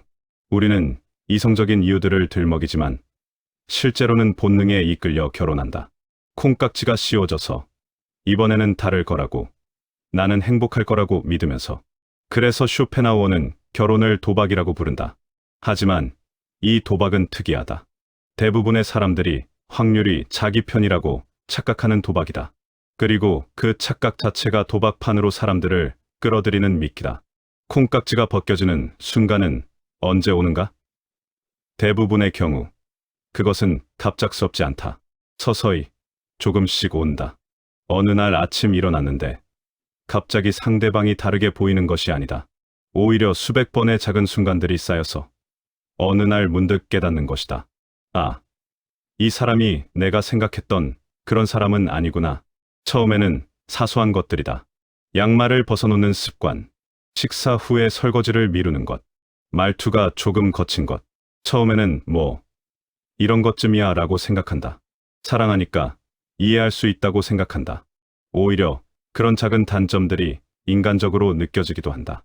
하지만 시간이 지나면 그 작은 것들이 점점 신경 쓰인다. 왜 맨날 양말을 벗어놓는 걸까? 얘가 몇 번을 말해도 고쳐지지 않는다. 설거지는 왜 항상 내 몫인가? 처음에는 내가 해주고 싶었는데 이제는 당연하게 여기는 것 같다. 말투도 점점 더 거칠어진다. 아니, 원래 그랬는데 내가 못 들었던 건가? 그리고 더 큰 것들이 보이기 시작한다. 가치관의 차이, 돈을 쓰는 방식의 차이, 아이를 대하는 태도의 차이. 처음에는 우리 생각이 비슷해라고 느꼈는데 실제로는 중요한 것들에서 생각이 다르다. 나는 저축을 중요하게 생각하는데 상대방은 현재를 즐기자고 한다. 나는 아이에게 엄격하게 대하려는데 상대방은 너무 풀어준다. 갈등이 생긴다. 처음에는 대화로 풀려고 한다. 우리 얘기 좀 해라고 말한다. 하지만 대화가 안 된다. 각자 자기 주장만 한다. 목소리가 높아진다. 결국 싸움으로 번진다. 그리고 상처를 주고받는다. 당신은 원래 이런 사람이었어? 처음에는 그러지 않았잖아. 싸움 후에는 냉전이 온다. 며칠 동안 서로 말을 하지 않는다. 같은 공간에 있어도 각자 할 일만 한다. 침대에 누워도 등을 돌린다. 이 침묵이 견디기 어렵다. 결국 누군가 먼저 말을 건다. 미안해. 화해한다. 하지만 완전히 풀린 것 같지는 않다. 뭔가 앙금이 남는다. 이런 일이 반복된다. 싸우고, 화해하고, 또 싸우고, 또 화해하고. 처음에는 화해 후의 관계가 더 돈독해지는 것 같았다. 이 정도 갈등은 극복할 수 있어. 우리 사랑은 그보다 강해. 하지만 시간이 지나면 화해에도 예전처럼 돌아가지 않는다. 서로에 대한 실망이 조금씩 쌓인다. 그리고 어느 날 문득 깨닫는다. 이 사람이 내가 사랑했던 그 사람이 아니라는 것을. 아니, 정확히는 내가 사랑했다고 생각했던 그 이미지가 실제 사람과 다르다는 것을. 콩깍지가 벗겨진 것이다. 영국의 정신분석학자 존 볼비는 애착 이론을 발전시켰다. 원래는 아이와 부모 사이의 애착을 연구했지만 나중에 성인의 연애 관계에도 적용했다. 볼비에 따르면 사랑은 진화한다. 단계가 있다. 첫 단계는 열정적 애착이다. 상대방과 항상 함께 있고 싶다. 떨어지면 불안하다. 상대방의 관심과 애정을 확인받고 싶어 한다. 이것이 바로 사랑에 빠진 초기 단계다. 이때는 상대방이 세상의 전부처럼 느껴진다. 두 번째 단계는 안정적 애착이다. 여전히 상대방을 사랑하지만 예전처럼 집착하지는 않는다. 떨어져 있어도 불안하지 않다. 상대방이 거기 있다는 것을 알고 필요할 때 의지할 수 있다는 신뢰가 있다. 이것이 건강한 장기 관계의 특징이다. 문제는 많은 사람들이 첫 번째 단계에서 두 번째 단계로 넘어가는 것을 사랑이 식은 것으로 해석한다는 것이다. 예전 같지 않아. 더 이상 떨리지 않아. 하지만 볼비의 관점에서 보면 이것은 식은 것이 아니라 성숙한 것이다. 열정적 애착은 불안정하다. 상대방의 사소한 행동에도 크게 흔들린다. 문자 답장이 늦으면 불안하고 다른 이성과 대화하면 질투한다. 이것은 달콤하지만 지치는 상태다. 안정적 애착은 덜 자극적이지만 더 평화롭다. 서로를 신뢰하고 각자의 공간을 존중하고 함께할 때도 편안하고 떨어져 있을 때도 괜찮다. 하지만 우리 문화는 열정적 애착만을 찬양한다. 영화, 드라마, 노래들은 모두 그 격렬한 감정을 노래한다. 당신 없이는 살 수 없어. 당신이 내 전부야. 당신을 위해서라면 뭐든지 할 수 있어. 이런 표현들이 낭만적으로 들린다. 하지만 냉정하게 보면 이것들은 건강하지 않은 집착의 표현이다. 미국의 심리학자 로버트 스턴버그는 사랑의 삼각이론을 제시했다. 그에 따르면 완전한 사랑은 세 가지 요소로 구성된다. 친밀감, 열정, 헌신. 친밀감은 정서적 연결이다. 서로를 이해하고 서로의 이야기를 들어주고 서로를 지지한다. 비밀을 나누고 취약한 모습을 보여줄 수 있는 안전함이 있다. 이것은 시간이 지나면서 깊어질 수 있다. 열정은 신체적, 낭만적 끌림이다. 성적, 욕구, 함께 있고 싶은 욕구, 상대방을 생각하면 심장이 뛰는 그 느낌. 이것은 시간이 지나면 약해진다. 화학적으로 그렇게 되어 있다. 헌신은 관계를 유지하기로 하는 의식적 결정이다. 감정이 어떻든, 상황이 어떻든 이 사람과 함께하기로 선택하는 것. 이것은 의지의 문제다. 스턴버그에 따르면 초기의 사랑은 주로 열정으로 구성되어 있다. 친밀감은 아직 깊지 않고 헌신도 확실하지 않다. 하지만 시간이 지나면서 열정은 줄어들고 대신 친밀감과 헌신이 자라야 한다. 그래야 관계가 지속될 수 있다. 문제는 많은 사람들이 열정이 줄어들면 헌신도 함께 포기해버린다는 것이다. 사랑이 식었으니 끝이야. 하지만 스턴버그의 이론에서 보면 진짜 사랑은 열정이 줄어든 후에 시작된다. 열정 없이도 서로를 소중히 여기고 서로를 위해 노력하고 관계를 지켜나가는 것. 그것이 성숙한 사랑이다. 하지만 이것을 받아들이기가 쉬운가? 처음에 그 떨림, 그 설렘, 그 강렬함을 포기하고 평온하지만 덜 자극적인 관계에 만족하기가 쉬운가? 많은 사람들에게 이것은 타협처럼 느껴진다. 진짜 사랑을 포기하고 그럭저럭 괜찮은 관계에 안주하는 것처럼 느껴진다. 그래서 어떤 사람들은 계속 열정을 찾아 헤맨다. 한 관계에서 열정이 식으면 다른 관계를 시작한다. 외도를 하거나 이혼하고 재혼한다. 그리고 새로운 관계에서 다시 그 떨림을 느낀다. 이번에는 진짜야. 이 사람이 진짜 내 운명이야. 하지만 몇 년이 지나면 똑같은 일이 반복된다. 연속적으로 결혼과 이혼을 반복하는 사람들을 보라. 그들은 매번 이번에는 다르다고 말한다. 하지만 패턴은 같다. 처음에는 열정적으로 사랑하다가 몇 년 후 식어서 헤어진다. 문제는 상대방이 아니었다. 문제는 열정이 영원할 거라는 기대였다. 실망과 배신감. 이것이 콩깍지가 벗겨진 후 많은 사람들이 느끼는 감정이다. 이 사람은 처음과 달라졌어. 속았어. 하지만 진실은 더 복잡하다. 상대방이 바뀐 것도 있고 바뀌지 않은 것도 있다. 어떤 부분은 처음부터 그랬는데 내가 못 본 것이고 어떤 부분은 시간이 지나면서 실제로 변한 것이다. 그리고 나 자신도 변했다. 처음에는 상대방의 단점이 보이지 않았는데 지금은 보인다. 처음에는 상대방의 작은 배려에도 감동했는데 지금은 당연하게 여긴다. 처음에는 함께 있는 것만으로 행복했는데 지금은 더 많은 것을 원한다. 누가 변한 것인가? 상대방인가? 나인가? 아마도 둘 다일 것이다. 배신감을 느끼는 것은 자연스럽다. 하지만 그 배신감은 정당한가? 상대방이 나를 속인 것인가? 아니면 내가 스스로를 속인 것인가? 쇼펜하우어라면 후자라고 답할 것이다. 상대방은 그냥 평범한 인간이었다. 장점도 있고 단점도 있는 불완전한 존재였다. 하지만 나는 그 사람을 완벽하게 보았다. 콩깍지가 씌워져서 그 콩깍지가 벗겨졌을 때 실망하는 것은 당연하다. 하지만 그것은 상대방의 잘못이 아니다. 물론 상대방이 의도적으로 숨긴 것들도 있을 수 있다. 연애할 때는 좋은 모습만 보여주려고 노력했을 것이다. 단점을 감추고 화를 참고 배려하는 척했을 수도 있다. 그것도 일종의 속임수다. 하지만 그것을 비난할 수 있는가? 우리 모두 연애할 때 그렇게 하지 않는가? 최선의 모습을 보여주려고 노력하지 않는가? 결국 콩깍지가 벗겨진 후 우리 앞에는 선택이 놓인다. 실망하고 떠날 것인가? 아니면 현실을 받아들이고 새로운 종류의 관계를 만들어갈 것인가? 첫 번째 선택, 떠나는 것은 쉽다. 특히 요즘처럼 이혼이 흔한 시대에는 우리는 맞지 않았어. 더 이상 사랑하지 않아. 그렇게 말하고 헤어진다. 그리고 새로운 사람을 찾는다. 그 과정을 반복한다. 하지만 이것이 해결책인가? 다음 사람과도 똑같은 일이 벌어지지 않을까? 두 번째 선택, 머무는 것은 어렵다. 실망을 안고 살아간다는 것은 쉽지 않다. 하지만 어떤 의미에서 이것이 더 성숙한 선택일 수 있다. 환상을 버리고 현실을 받아들이는 것, 상대방의 불완전함을 인정하고 나의 불완전함도 인정하는 것, 그리고 그 불완전함 속에서도 함께 살아가는 법을 배우는 것.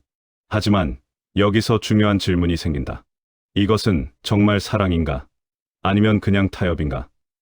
열정 없이, 설렘 없이, 그저 익숙함과 안정감만으로 함께 사는 것을 사랑이라고 부를 수 있는가? 어떤 사람들은 그렇다고 말한다. 진짜 사랑은 바로 그것이라고. 초기의 열정은 사랑이 아니라 호르몬이었다고. 진짜 사랑은 열정이 식은 후에도 서로를 선택하고, 서로를 존중하고, 서로를 위해 희생하는 것이라고. 하지만 어떤 사람들은 아니라고 말한다. 그것은 사랑이 아니라 습관이라고, 익숙함이라고. 혼자 사는 것이 두려워서, 경제적으로 불편해서, 아이들 때문에, 체면 때문에 함께 사는 것일 뿐이라고. 진짜 사랑이 아니라 타협이라고. 누가 옳은가? 아마도 각자가 다를 것이다. 어떤 사람들에게는 안정적 애착이 진정한 사랑이고, 어떤 사람들에게는 열정만이 사랑이다. 어떤 사람들은 열정 없는 관계에서도 의미를 찾고, 어떤 사람들은 견딜 수 없어 한다. 하지만 한 가지는 분명하다. 우리가 처음에 기대했던 것과 현실은 다르다는 것. 영화 같은 사랑, 소설 같은 로맨스는 실제로는 존재하지 않는다는 것. 아니, 존재하지만 아주 짧은 순간뿐이라는 것. 그 순간을 평생으로 확장할 수는 없다는 것. 그렇다면 성숙한 사랑이란 무엇인가? 그것은 환상을 버리고 현실을 받아들이는 것에서 시작한다. 상대방이 완벽하지 않다는 것을 인정하는 것. 나도 완벽하지 않다는 것을 인정하는 것. 사랑이 모든 문제를 해결해주지 않는다는 것을 인정하는 것. 그리고 그 인정 위에서 선택하는 것이다. 그래도 이 사람과 함께하겠다고. 완벽하지 않아도, 설레지 않아도 이 사람과 함께 살아가겠다고. 그것이 헌신이다. 감정이 아니라 의지의 문제다. 하지만 이것도 또 다른 환상일 수 있다. 성숙한 사랑이라는 개념 자체가 우리를 위로하기 위한 이야기일 수 있다. 열정이 식은 것을 정당화하기 위한, 타협을 미화하기 위한 개념일 수 있다. 쇼펜하우어라면 그렇게 말할 것이다. 진실은 아마도 그 중간 어딘가에 있을 것이다. 성숙한 사랑은 존재한다. 하지만 그것은 처음에 우리가 꿈꾸었던 그런 사랑과는 다르다. 덜 자극적이고, 덜 강렬하고, 덜 드라마틱하다. 대신 더 안정적이고, 더 깊고, 더 지속 가능하다. 그것을 사랑이라고 부를 것인가? 아니면 다른 이름을 붙일 것인가? 그것은 각자의 선택이다. 쇼펜하우어가 사랑의 환상을 폭로했다면 프리드리히 니체는 한 걸음 더 나아갔다. 니체는 사랑을 권력의 게임으로 보았다. 그에게 사랑은 힘의 의지의 한 형태였다. 사랑한다는 것은 상대방을 소유하고 싶다는 욕망이다. 상대방을 나의 영향 아래 두고 싶다는 욕망이다. 니체는 이렇게 썼다. 사랑에서 우리는 상대방을 원하는 것이 아니라 상대방이 우리를 원하기를 원한다. 날카로운 통찰이다. 생각해보라. 당신이 누군가를 사랑할 때 정말로 원하는 것은 무엇인가? 그 사람 자체인가? 아니면 그 사람이 나를 사랑하는 것인가? 많은 경우 우리가 원하는 것은 후자다. 상대방이 나를 원하고, 나를 필요로 하고, 나를 특별하게 여기는 것. 그것이 우리에게 힘을 준다. 나는 누군가에게 중요한 존재라는 느낌. 나는 누군가의 세계에서 중심이라는 느낌. 이것이 사랑이 주는 쾌락의 상당 부분이다. 그래서 짝사랑이 고통스러운 것이다. 내가 상대방을 사랑하는 것만으로는 부족하다. 상대방도 나를 사랑해야 한다. 아니, 더 정확히 말하면 상대방이 나를 사랑한다는 것을 확인받아야 한다. 문자가 오기를 기다린다. 전화가 오기를 기다린다. 나 사랑해? 라고 묻는다. 대답을 듣고도 불안하다. 정말로? 계속 확인하고 싶어 한다. 이것은 사랑인가? 아니면 집착인가? 니체라면 둘의 경계가 모호하다고 말할 것이다. 사랑에는 언제나 소유욕이 섞여 있다. 상대방을 나만의 것으로 만들고 싶다는 욕망. 상대방이 다른 사람에게 관심을 보이면 질투한다. 상대방이 나 없이 행복해 보이면 불안하다. 이것은 사랑이라기보다는 권력욕에 가깝다. 하지만 니체는 이것을 비난하지 않았다. 오히려 정직하게 인정하라고 말했다. 사랑이 순수하고 이타적인 것이라는 환상을 버리라고. 사랑에는 이기심이 있다. 욕망이 있다. 권력욕이 있다. 그것을 인정하는 것이 자기 기만보다 낫다. 니체는 낭만적 사랑을 경멸했다. 그것을 약자의 사랑이라고 불렀다. 너 없이는 살 수 없어 라고 말하는 것은 나약함의 표현이다.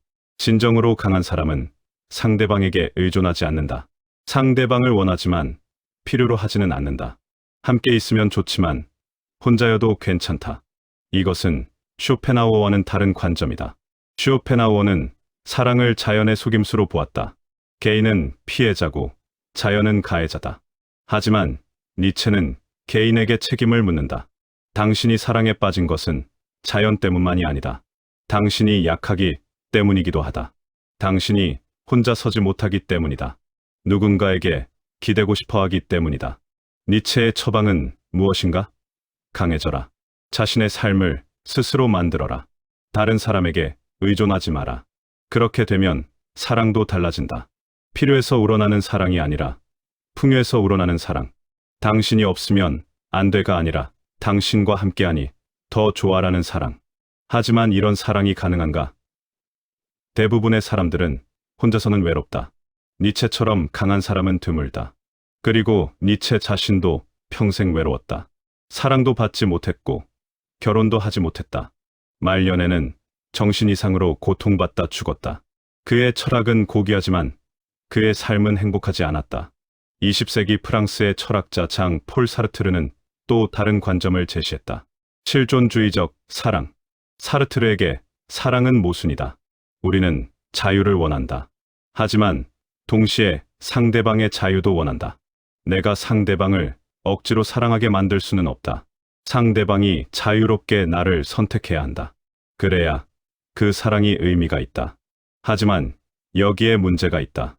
상대방이 자유롭다면 언제든 나를 떠날 수 있다. 언제든 마음이 바뀔 수 있다. 그것이 불안하다. 그래서 우리는 상대방을 묶어두려 한다. 약속을 받으려 한다. 평생 나만 사랑할 거지? 하지만 그런 약속은 자유를 제약한다. 그리고 자유가 없는 사랑은 진정한 사랑이 아니다. 사르트르는 이것을 해결할 수 없는 딜레마로 보았다. 사랑은 본질적으로 불안정하다. 왜냐하면 사랑은 타인의 자유에 의존하기 때문이다. 내가 아무리 사랑해도 상대방이 나를 사랑하지 않으면 소용없다. 그리고 상대방의 사랑은 내가 통제할 수 없다. 사르트르 자신은 시몬 드 보부아르와 특이한 관계를 유지했다. 그들은 연인이었지만 결혼하지 않았다. 서로에게 본질적 사랑을 주지만 다른 사람들과의 우발적 사랑도 허용했다. 쉽게 말하면 서로가 제일 중요하지만 외도는 괜찮다는 약속이었다. 이것이 과연 작동했는가? 보부아르의 일기를 보면 그녀는 종종 질투했고 불안해했다. 사르트르의 다른 여자들 때문에 고통받았다. 하지만 겉으로는 자유로운 관계를 유지했다. 왜냐하면 그것이 실존주의자로서의 정체성이었기 때문이다. 이것은 진정성인가? 아니면 자기 기만인가? 어쩌면 둘 다일 수 있다. 보부아르는 진정으로 자유로운 사랑을 추구했을 수 있다. 하지만 동시에 사르트르를 잃을까 봐 두려워서 그의 조건을 받아들였을 수도 있다. 진정성과 자기 기만의 경계는 흐릿하다. 우리 모두 어느 정도는 자기 기만 속에서 산다. 완전히 정직하게 환상 없이 산다는 것은 거의 불가능하다. 어떤 환상은 필요하다. 삶을 견딜 만하게 만들기 위해서. 니체는 이렇게 말했다. 진실은 삶을 파괴한다. 그래서 우리는 예술이 필요하다. 예술은 아름다운 거짓말이다. 완전한 진실을 직시하면 살아갈 수 없다. 어느 정도의 환상, 어느 정도의 자기 기만이 필요하다. 사랑도 마찬가지일 수 있다. 사랑이 본능의 산물이고 화학적 반응이고 일시적 현상이라는 것을 알면서도 우리는 여전히 진정한 사랑을 믿고 싶어 한다. 그 믿음이 환상이라는 것을 어딘가에서는 알지만 그래도 믿는다. 그 환상이 없으면 사랑을 시작할 수 없으니까. 그렇다면 질문은 이것이다. 얼마만큼의 환상이 적절한가? 어디까지가 필요한 환상이고 어디부터가 해로운 자기 기만인가? 쇼펜하우어는 기대를 낮추라고 말한다. 사랑에 너무 많은 것을 기대하지 마라. 사랑이 당신을 영원히 행복하게 만들 거라고 기대하지 마라. 사랑이 당신의 모든 공허함을 채워줄 거라고 기대하지 마라. 상대방이 완벽할 거라고 기대하지 마라. 기대를 낮추면 실망도 줄어든다. 처음부터 사랑은 변한다는 것을 알면 변했을 때 덜 충격받는다. 처음부터 상대방도 불완전하다는 것을 알면 단점을 발견했을 때 덜 실망한다. 처음부터 결혼은 어렵다는 것을 알면 어려움을 만났을 때 덜 좌절한다. 하지만 기대를 낮춘다는 것은 체념과 다른가? 어차피 사랑은 이런 거야 라고 체념하는 것과 현실적으로 기대를 조절하는 것의 차이는 무엇인가? 체념은 수동적이다. 포기다. 어차피 안 될 거야. 그러니까 기대하지 말자. 이것은 삶에 대한 부정적 태도다. 하지만 현실적 기대는 능동적이다. 이것이 현실이야. 그 현실 안에서 최선을 다하자. 미래에 대한 환상을 버리되 현재를 충실히 사는 것이다. 쇼펜하우어 자신의 처방은 무엇이었는가? 그는 금욕을 말했다. 욕망을 줄여라. 특히 성적 욕망을. 욕망이 줄어들면 고통도 줄어든다. 사랑에 빠지지 않으면 사랑의 고통도 없다. 집착하지 않으면 상실의 고통도 없다. 그리고 예술을 말했다. 예술적 관조를 통해 생의 의지에서 벗어날 수 있다고 했다. 음악을 들을 때, 그림을 볼 때, 우리는 잠시 욕망에서 자유로워진다. 무언가를 원하지 않는다. 그냥 존재한다. 그 순간이 평화롭다. 아름다운 생각이다. 하지만 현실적인가? 대부분의 사람들은 금욕적으로 살 수 없다. 인간은 욕망하는 존재다. 사랑하고 싶고, 연결되고 싶고, 친밀함을 원한다. 그것을 완전히 포기한다는 것은 인간성을 포기하는 것과 같다. 쇼펜하우어 자신도 완전히 금욕적으로 살지는 않았다. 그는 여자들을 좋아했다. 관계를 맺었다. 심지어 아이도 하나 있었다고 전해진다. 하지만 결혼은 하지 않았다. 장기적 관계를 회피했다. 왜냐하면 그것이 고통을 가져온다는 것을 알았기 때문이다. 이것은 지혜로운 선택인가? 아니면 비겁한 도피인가? 어떤 사람들은 쇼펜하우어를 현명하다고 말할 것이다. 사랑의 고통을 피했으니까. 하지만 어떤 사람들은 그가 삶의 중요한 경험을 놓쳤다고 말할 것이다. 사랑의 기쁨을, 친밀함을, 가족을 이루는 것을. 불교는 쇼펜하우어와 비슷한 가르침을 준다. 집착을 버려라. 욕망이 고통의 근원이다. 하지만 불교는 금욕만을 말하지 않는다. 자비를 말한다. 집착 없는 사랑. 상대방을 소유하려 하지 않고, 상대방에게서 무언가를 얻으려 하지 않고, 그냥 상대방의 행복을 바라는 것. 이것이 가능한가? 사랑하면서 집착하지 않는다는 것이 가능한가? 아마도 가능할 것이다. 하지만 쉽지는 않다. 오랜 수련이 필요하다. 자신을 관찰하고, 자신의 욕망을 알아차리고, 그 욕망에 휘둘리지 않는 연습. 현대의 철학자 알랭 드 보통은 흥미로운 주장을 했다. 낭만주의가 우리를 망쳤다고. 18세기 말부터 시작된 낭만주의 운동이 사랑에 대한 비현실적 기대를 만들었다고. 운명의 상대, 영혼의 반쪽, 영원한 사랑. 이런 개념들이 모두 낭만주의에서 왔다. 낭만주의 이전에는 결혼이 더 실용적이었다. 가문의 결합, 경제적 협력, 자녀 생산. 사랑은 부차적이었다. 기대가 낮았다. 그래서 실망도 적었다.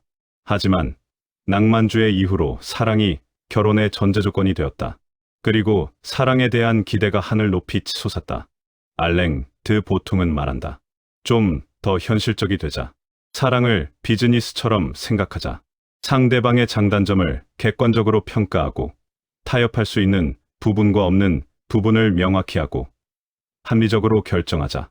낭만적으로 들리지 않지만 더 성공 가능성이 높다. 하지만 이것도 한계가 있다. 사랑을 완전히 합리화할 수 있는가? 체크리스트를 만들어서 상대방을 평가할 수 있는가?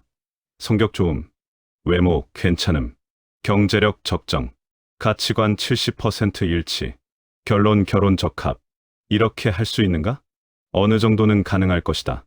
그리고 어느 정도는 필요할 것이다. 하지만 전부는 아니다. 사랑에는 여전히 비합리적 요소가 있다. 설명할 수 없는 끌림이 있다. 논리로 따질 수 없는 감정이 있다. 그것을 완전히 무시할 수는 없다. 결국 우리는 어디에 서 있는가? 완전한 환상 속도 아니고 완전한 깨달음 속도 아니다. 그 사이 어딘가다. 어느 정도는 알고, 어느 정도는 모르고, 어느 정도는 깨어있고, 어느 정도는 꿈꾸고, 어느 정도는 합리적이고, 어느 정도는 감정적이고. 이것이 인간의 조건이다. 완전히 자유롭지도 않고 완전히 속박되어 있지도 않다. 쇼펜하우어의 생의 의지를 완전히 벗어날 수는 없다. 하지만 그 의지에 완전히 지배당할 필요도 없다. 우리는 알 수 있다. 무엇이 일어나고 있는지, 왜 우리가 이렇게 느끼는지, 그리고 그 알미 우리에게 어느 정도의 자유를 준다. 완전한 자유는 아니다. 하지만 무지보다는 낫다. 환상에 완전히 속는 것보다는 낫다. 최소한 우리는 선택할 수 있다. 환상을 얼마나 받아들일지, 현실을 얼마나 직시할지, 그 균형점을 각자가 찾아야 한다. 어떤 사람들은 더 많은 환상을 필요로 한다. 그래야 살아갈 수 있다. 어떤 사람들은 더 적은 환상으로도 괜찮다. 오히려 진실을 아는 것이 더 편하다. 어느 쪽이 옳고 그른 것이 아니다.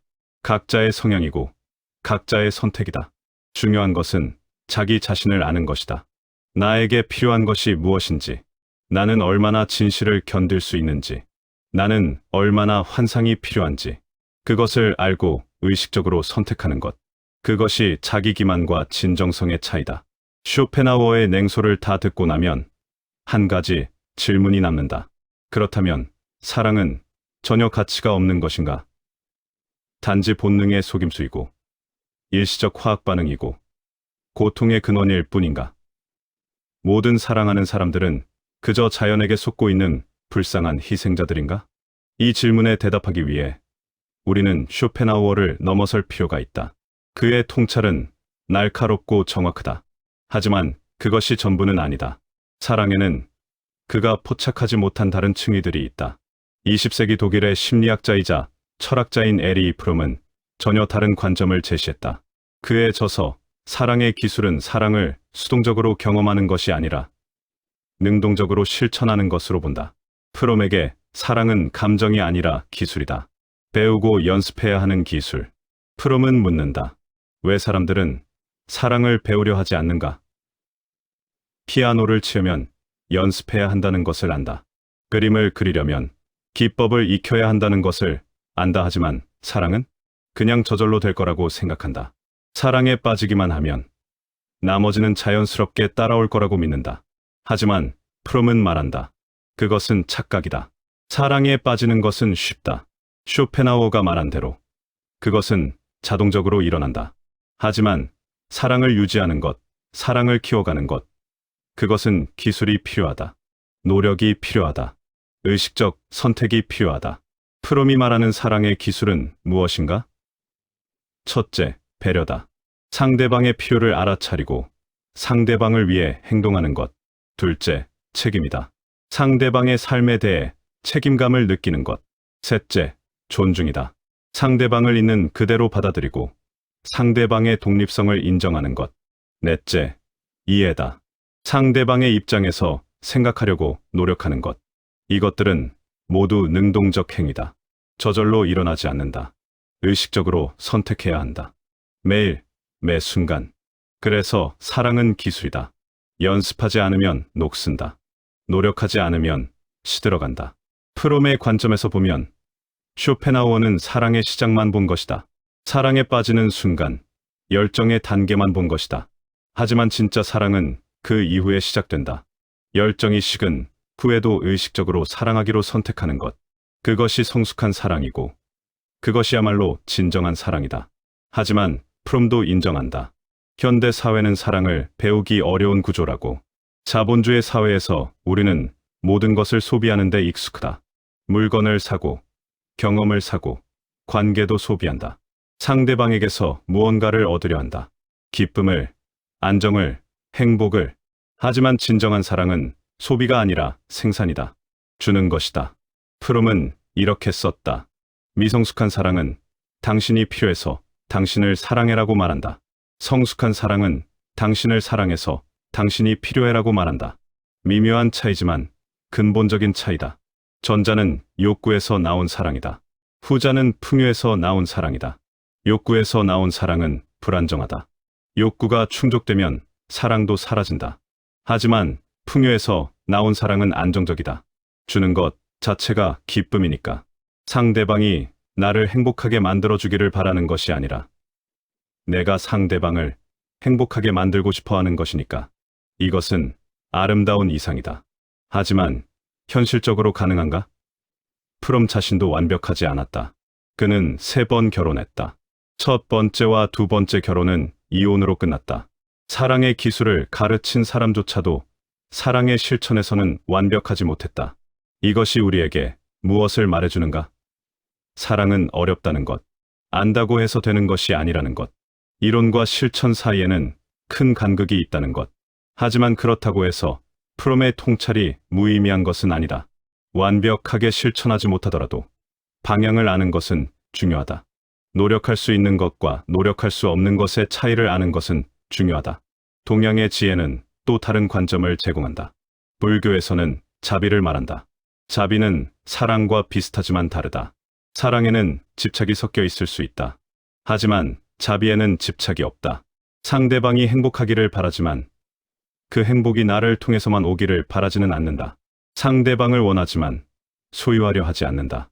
티베트 불교의 달라이 라마는 이렇게 말한다. 나의 종교는 친절이다. 간단한 말이지만 깊은 뜻이 있다. 복잡한 교리도 까다로운 수행도 필요 없다. 그냥 친절하면 된다. 상대방에게, 모든 존재에게. 불교적 관점에서 보면 쇼펜하우어가 말한 집착은 고통의 근원이 맞다. 하지만 해결책은 사랑을 포기하는 것이 아니라 집착을 버리는 것이다. 사랑하되 집착하지 않는 것, 함께하되 묶어두지 않는 것, 바라되 강요하지 않는 것. 이것이 가능한가? 불교 수행자들은 가능하다고 말한다. 하지만 오랜 수련이 필요하다고도 말한다. 명상을, 자기 관찰을, 마음 공부를. 대부분의 평범한 사람들에게 이것은 쉽지 않다. 하지만 완벽하게 도달하지 못하더라도 그 방향으로 나아가려 노력하는 것만으로도 의미가 있다. 조금이라도 덜 집착하는 것, 조금이라도 더 자유로워지는 것, 조금이라도 더 상대방을 있는 그대로 받아들이는 것. 사랑이 생물학적 본능이라는 쇼펜하우어의 주장으로 돌아가 보자. 그것이 사실이라고 해도 그것이 사랑의 전부를 설명하는가? 인간의 많은 행동이 생물학적 근원을 가지고 있다. 먹는 것, 자는 것, 모두 생물학적 필요다. 하지만 인간은 그것을 넘어선다. 먹는다는 행위를 보라. 생물학적으로는 영양 섭취가 목적이다. 하지만 인간은 요리를 만들었다. 식사, 예절을 만들었다. 음식을 예술로 승화시켰다. 생물학적 필요가 출발점이지만 거기서 멈추지 않는다. 문화적, 심리적, 심지어 영적 차원으로 확장된다. 사랑도 마찬가지일 수 있다. 생물학적 본능이 출발점이다. 번식, 욕구가 기초다. 하지만 인간은 거기서 멈추지 않는다. 사랑을 문화로 만들었다. 시로, 음악으로, 예술로. 사랑을 윤리로 만들었다. 헌신으로, 희생으로, 성장의 기회로. 쇼펜하우어는 기초만 본 것일 수 있다. 건물의 지하실만 본 것일 수 있다. 지하실은 중요하다. 건물의 토대니까. 하지만 건물은 지하실만으로 이루어지지 않는다. 지상에 아름다운 건축물이 있다. 사랑의 지하실은 본능이다. 하지만 사랑의 지상에는 무엇이 있는가? 친밀감이 있다.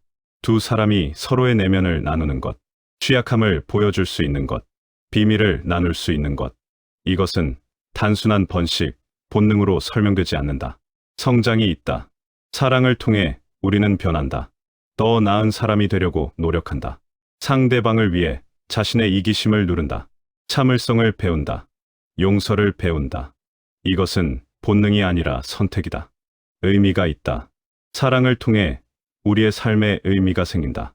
나 혼자만의 삶이 아니라 우리의 삶, 함께 만들어가는 이야기, 함께 꾸는 꿈. 이것은 유전자 전달로 환원되지 않는다. 물론 회의론자는 반박할 수 있다. 그 모든 것도 결국 생물학적으로 설명 가능하다고. 친밀감도, 성장도, 의미도 모두 진화의 산물이라고. 어쩌면 맞을 수 있다.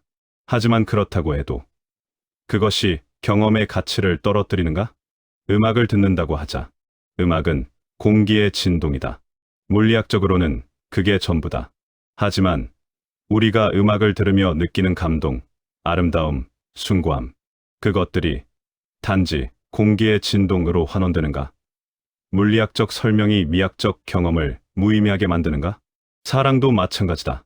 사랑이 도파민과 옥시토신의 작용이라고 해도 그것이 사랑의 경험을 무의미하게 만들지는 않는다. 우리가 실제로 느끼는 것은 화학식이 아니라 감정이다. 우리가 경험하는 것은 신경전달 물질이 아니라 연결감이다. 쇼펜하우어의 통찰은 우리를 겸손하게 만든다. 우리가 생각하는 것만큼 자유롭지 않다는 것을 알게 한다. 우리의 감정이 우리 생각보다 더 많이 본능에 의해 조종된다는 것을 알게 한다. 이것은 중요한 깨달음이다. 하지만 그 깨달음이 허무주의로 이어질 필요는 없다. 어차피 다 본능이니까 의미 없어라고 결론 내릴 필요는 없다. 오히려 반대로 갈 수 있다. 본능이 출발점이지만 거기서 무엇을 만들어낼지는 우리에게 달려 있어. 우리는 프로그램되어 있다.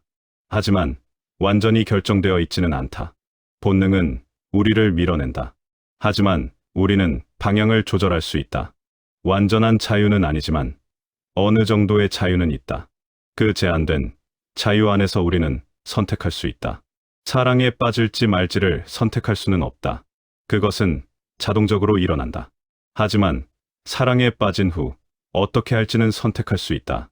그 감정에 완전히 휩쓸릴지, 아니면 한 발 물러서서 관찰할지, 상대방에게 모든 것을 기대할지, 아니면 현실적으로 기대를 조절할지, 열정이 식었을 때 떠날지, 아니면 다른 형태의 사랑을 만들어갈지.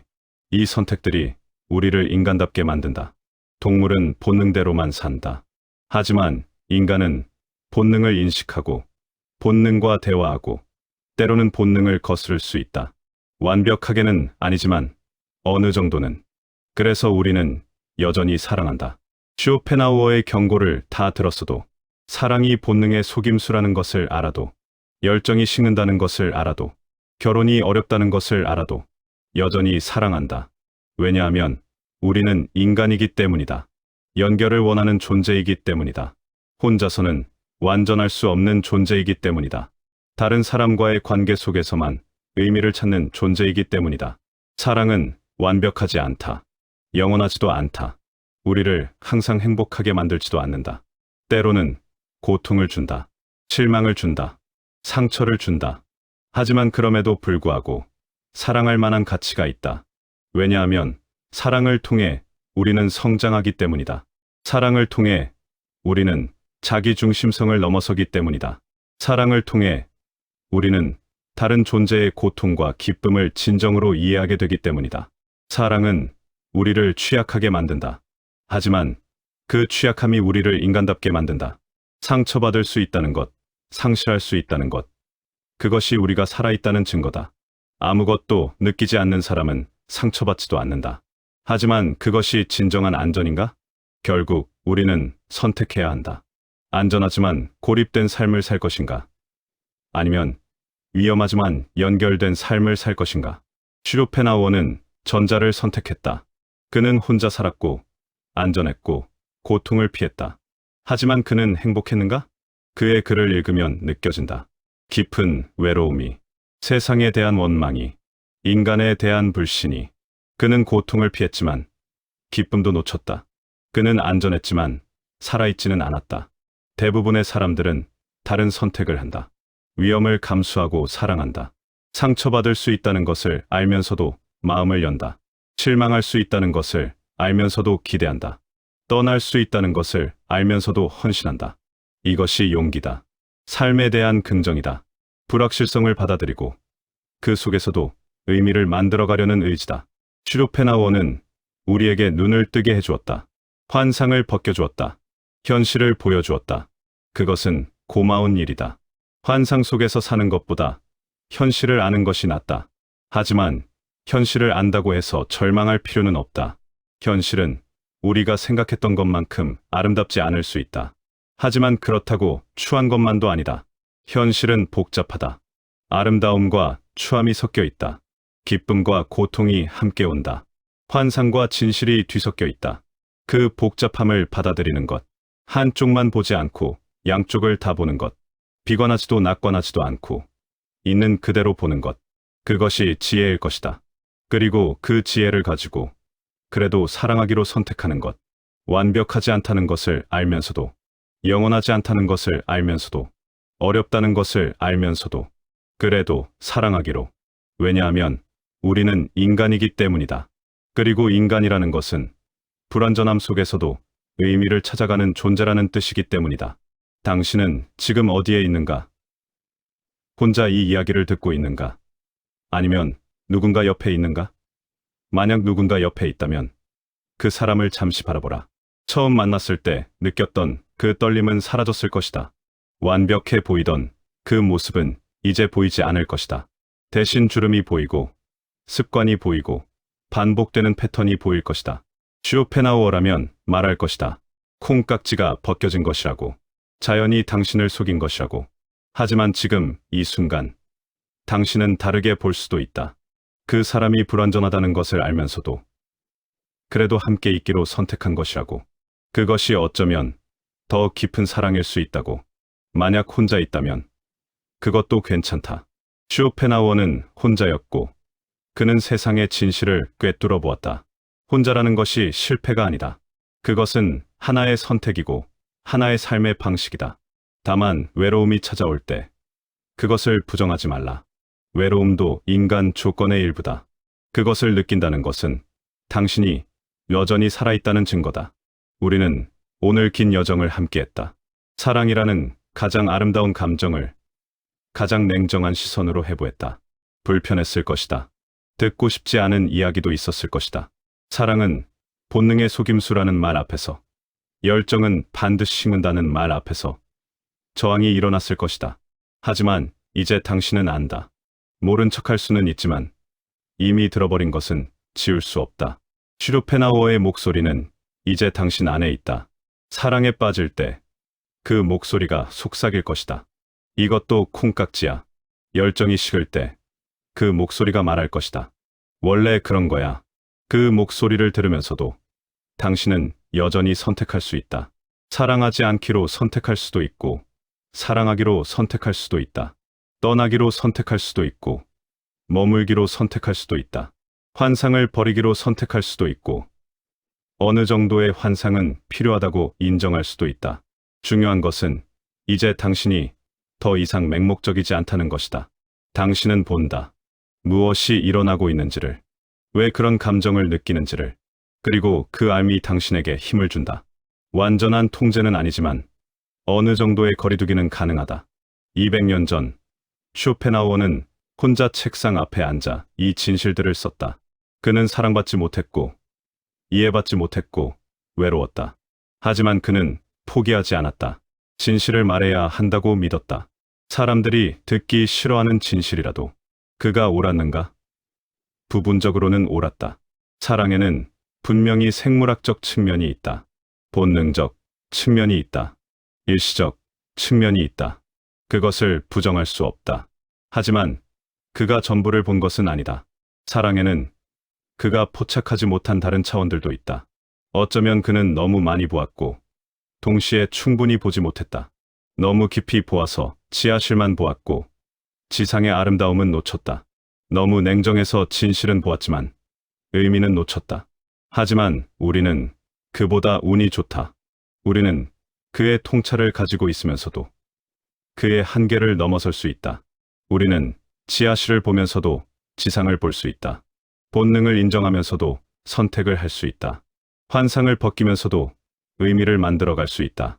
당신이 지금 사랑하고 있다면, 혹은 과거에 사랑했다면 그 경험이 무의미한 것은 아니다. 쇼펜하우어가 뭐라고 하든, 그것이 본능의 산물이든 화학적 반응이든 일시적 환상이든 당신이 경험한 것은 진짜였다. 그 순간 느꼈던 기쁨은 진짜였고, 고통도 진짜였고, 성장도 진짜였다. 그리고 만약 당신이 실망했다면, 배신당했다고 느꼈다면, 사랑이 식어서 괴로웠다면 그것도 잘못이 아니다. 당신이 약해서도 아니고, 당신이 선택을 잘못해서도 아니다. 그것은 인간 조건의 일부다. 모두가 겪는 일이다. 쇼펜하우어의 가르침이 있다면 이것이다. 너무 많은 것을 기대하지 말라. 사랑이 모든 것을 해결해 줄 거라고 기대하지 말라. 상대방이 완벽할 거라고 기대하지 말라. 열정이 영원할 거라고 기대하지 말라. 기대가 낮아지면 실망도 줄어든다. 하지만 기대를 낮춘다고 해서 사랑을 포기하는 것은 아니다. 오히려 반대다. 현실적인 기대를 가지고 사랑할 때 그 사랑이 더 지속 가능하다. 환상이 아닌 현실 위에 세운 관계가 더 견고하다. 긴 시간 동안 불편한 진실들을 들었다 하지만 어쩌면 조금은 후련할 수도 있다. 혼자만 그렇게 느낀 것이 아니었구나. 나만 힘든 것이 아니었구나. 이것이 인간의 보편적 경험이구나. 쇼펜하우어는 우리에게 환상을 버리라고 했다. 그리고 우리는 어느 정도 그렇게 했다. 하지만 모든 환상을 버릴 필요는 없다. 어떤 환상은 삶을 견딜 만하게 만든다. 어떤 환상은 우리를 앞으로 나아가게 만든다. 중요한 것은 균형이다. 환상과 현실 사이의 균형, 낭만주의와 냉소주의 사이의 균형, 쇼펜하우어의 지혜와 프롬의 희망 사이의 균형. 그 균형점은 사람마다 다를 것이다. 각자 자신의 균형을 찾아야 한다. 당신은 다시 일상으로 돌아갈 것이다. 오늘 들은 이 이야기들은 조금씩 희미해질 것이다. 그것도 괜찮다. 모든 것을 기억할 필요는 없다. 다만 한두 가지만이라도 남는다면 그것으로 충분하다. 어쩌면 이것이 남을 수 있다. 사랑은 완벽하지 않지만 그래도 할 만한 가치가 있다는 것. 열정은 식지만 다른 형태의 사랑이 가능하다는 것.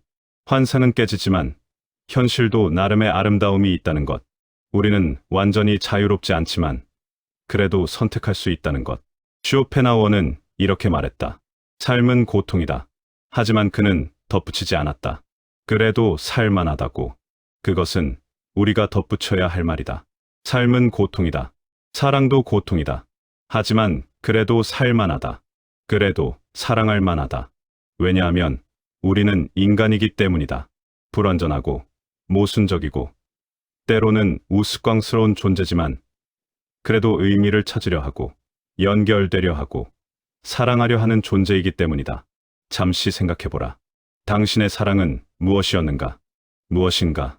무엇이 될 것인가? 쇼펜하우어의 목소리를 듣고 나서도 당신은 여전히 사랑하겠는가? 아마도 그럴 것이다. 왜냐하면 우리는 인간이니까. 그리고 인간은 모든 것을 알고도 그래도 사랑하는 존재니까. 이것으로 오늘의 이야기를 마친다. 들어주어서 고맙다. 그리고 기억하라.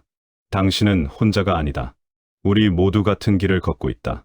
넘어지고, 일어나고, 다시 걷고, 사랑하고, 상처받고, 다시 사랑하고. 그것이 삶이다. 그것이 우리가 할 수 있는 전부다. 그리고 그것으로 충분하다.